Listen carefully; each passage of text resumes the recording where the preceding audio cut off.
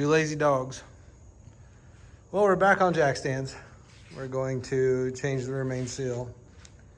I'm pretty sure that it's the root cause of the oil drip that's on the floor. Like I said, changing the valve covers, gaskets did not correct the issue, and not that I expected to. Hopefully, but that did not fix it. So looks like it should be a pretty easy drop, assuming that panel come down far enough to clear the pickup tube and all that. And I won't have to pull the transmission out of it. So yeah, we'll go ahead and get started on that and see where it goes. Okay guys, so I got the oil pan off, which was nothing short of a feed itself. I was able to jack the motor up a little bit, but yeah, there's not a whole lot of clearance between the pickup and the pan, and so I had to drop the steering rack and front sway bar down to get it out of there. So now we're going to go ahead and pull this main cap off right here. And so I put this motor together about 10 years ago.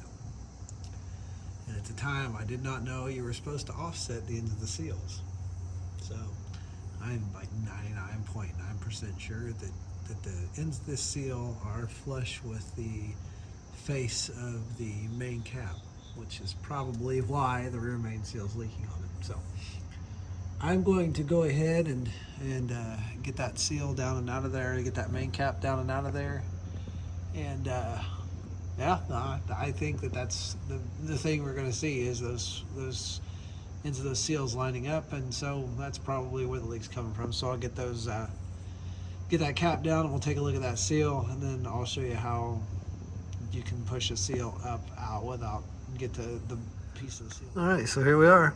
Yes, just like I suspected, that seal is lined up with the end of that main cap, and look at that bearing. It's probably a good thing that the new engine's not too far out. I mean, honestly, that's not too bad. That's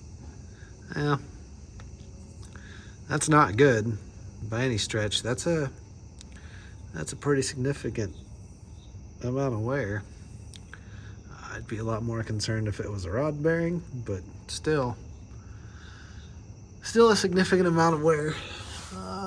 And the journal on the crank is, yep, she's a little rough. She's probably gonna need some work sooner than later. Well, I have no doubts this motor will last until the new one's finished. I mean, it has 60 plus PSI at idle and carries well over 10 pounds per 1,000 RPM. I think at 5,500 RPMs, it's pushing 75 PSI. So yeah, more than enough to keep it lubricated. So yeah, so let's get a punch and let me set up a tripod and see if we can't get that section of bearing out of that engine block, or section of seal, not bearing. And then on this one, so there is there's a pin in here that retains the factory rope seal that I knocked out a while back when I originally went through this engine 10 odd some years ago, but that's already gone out of this. Does look like I managed to get the seal in the right direction, which is a huge plus.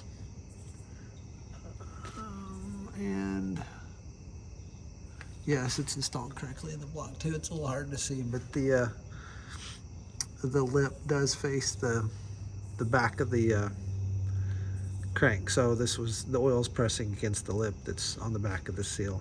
Right there, you kind of see it get cut on my fingernail. But yeah, that's really something. So anyway, let's get this all apart, start getting that all cleaned up. All right, so I'm gonna try and film this the best that I can.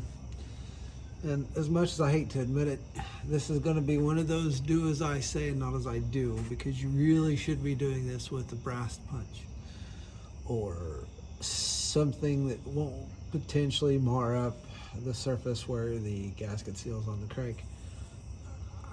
I know this engine's coming out, so I'm going to use this, A, because, well, like I said, I know the engine's going to come out soon. B, I can't find my brass drift punch, so we're going this route. And by the way, if anybody wants a nice set of Made in America punches, Tecton sells them. They come in standard drift and roll pin. You know, like I said, for the money, they're Made in America. Pretty good little punches. And that's not a plug for Tecton. I'm just, you know, saying they're pretty decent punches for what they cost.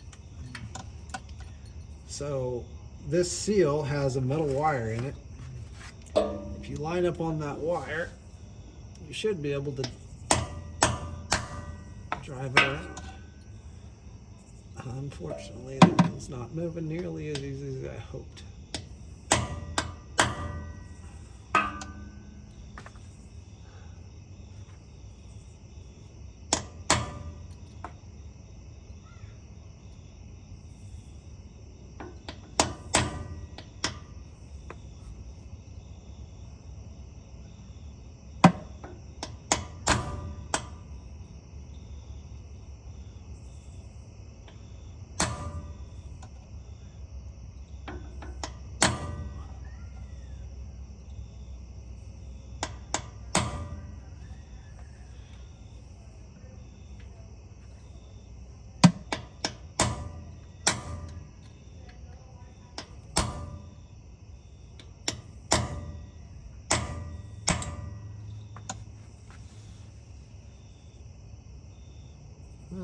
Well, all right, let me grab a different punch. I'll be right back. All right, so we got it to move just a little bit with a slightly bigger punch. Now we're gonna go back to the smaller punch. And at this point, you should just be able to see how I just kind of push that punch up in there. And so now on this side, I don't know if you can see it, that seal's starting to come out. So if I can keep you guys in focus, you may be able to reach up here, catch it with your fingernail, and just roll the seal down out of there. Like this one's coming. Close. But it's just pretty much rolling down out of that crank channel, right? And this seal's still soft and appears to be in good condition. I think the biggest issue was the fact that the ends were lined up, unfortunately. But here's a better picture.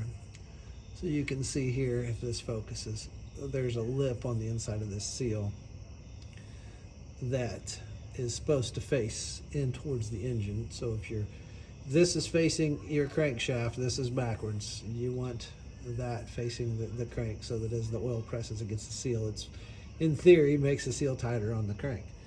So anyway, that's out. So we're gonna clean all this up and I'll show you how to put the new seal back in. All right, so everything's pretty cleaned up. So as you can see, I've sort of got the seal started. Literally, you put the seal basically flat on the bottom of the crank, the way it goes, with the inside of the lip facing towards the crankshaft. Put it all the way up there, and then you just need to roll it in. Like, it doesn't take a lot of force. And I did lubricate the seal. And just keep it tight against the crankshaft and roll it right up in there, right? And if all goes well,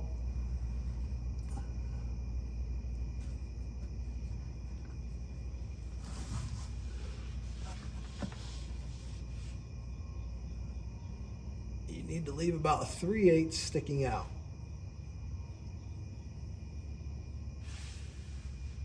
That's a little more than I like, according to the pictures that I've seen. Now it does get pretty tight.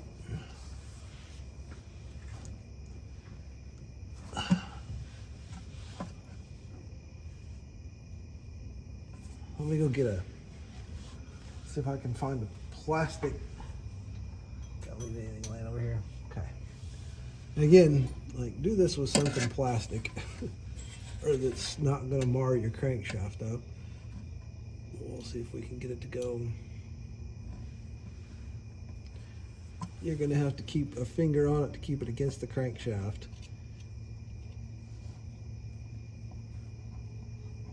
and just easily force it the rest of the way around.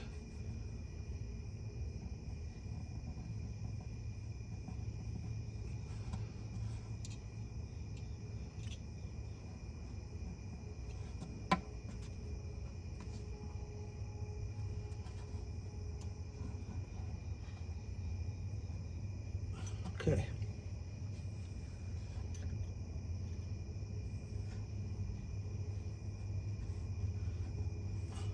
There's about 3/8 of the seal sticking out.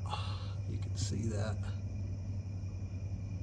And then over there is a pocket on that side, if you can see that. So the seal piece on the main cap will fill that pocket. Now, according to Felpro's instructions, there needs to be a little dab of sealant on each end. So one there and one on the part of the cap that's the seal that's gonna go up inside. And then Ford recommends a little dab there and a little dab there in the back corners of the main cap. So we'll get that on and we'll get that. I'm gonna go ahead and get that done and torque up this main cap real fast off camera. And then, well, actually we can probably conclude the video there. I mean, I think you guys all get the gist of how to put a main cap back on if you've made it this far into the video. And that's really about it. As long as you get the sealant on, make sure the seal's facing the correct direction, lubricate the lip of the seal with a little bit of engine oil so that it's not going onto the crankshaft dry. That's really about all there is to it. I am using a one-piece Felpro oil pan gasket. So let's go ahead and I'll get the cap on and then we'll move on to the oil pan gasket so you guys can see what kind of oil pan gasket I'm using. It's a new, not new, but it's a one-piece gasket compared to the four-piece gasket, and it's actually got dowels that screw in and that actually will retain the gasket while you put the pan on. So it's pretty nice, might be interesting for some people. So we'll come back to that. All right, so I thought I'd wrap this video up on the workbench with actual light instead of laying under a dimly lit truck. So for anybody that was wondering, this is the Felpro part number for the rear main seal, the two-piece rear main seal that I installed with 351 Windsor. This is the Felpro oil pan gasket part number for the one-piece gasket that I'm going to install, and it's kind of hard to capture all this, and I apologize, my workbench is kind of a mess. But so this gasket has the end seals built in. It's reinforced gasket, so there's metal all through the gasket. It's got a rib for the pan side, and it has these snap-ups, which has instructions right there on how to use it. Basically, these screw into an oil pan bolt hole.